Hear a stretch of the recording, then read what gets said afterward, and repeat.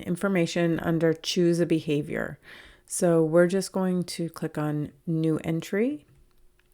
And when this comes up, we're going to choose the behavior name. So for this one, we're just going to do non-compliance. So we're going to be looking at behavior where we ask the child to do something and the child doesn't do it. So does the behavior pose a danger to your child or others? I'm going to give this a 2 because sure, sometimes it might be dangerous if the child's running towards the street and I say stop and the child doesn't stop. So I'm going to give it a 2 because most of the time it's not dangerous, but once in a while maybe it is. Does the behavior occur often? In this situation, I'm going to give that a 4 because yes, the behavior occurs very frequently. Has the behavior occurred over a long period of time? It's been occurring for a couple of months, so I'm going to give that a 3. Will changing the behavior produce higher rates of reinforcement for your child? Well, yes. So if the child is cooperative, they're certainly going to earn more reinforcement. So I'm going to give that a 5. Does the behavior negatively impact your child's development of future skills and independent functioning? So a child who can't follow simple directions is going to really have a hard time at school and ultimately at a job. So I'm going to say yes. So 5, that does negatively affect the child's ability to learn new skills for sure and be independent.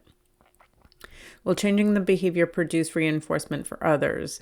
And so that just means that will others benefit from changing this behavior, which shouldn't be our primary focus, but it does make a difference. So I'm going to say 4, yes, it will provide reinforcement to others.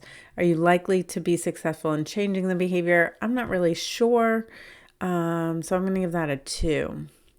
Do you have the resources necessary to change the behavior? Again, I'm not really sure what resources will be necessary, so I'm going to give that a 2.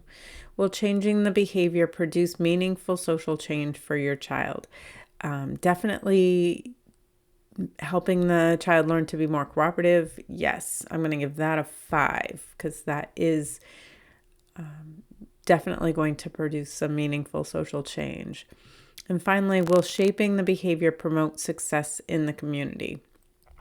So definitely, I'm going to give that also a 5 because being cooperative in the community is really important.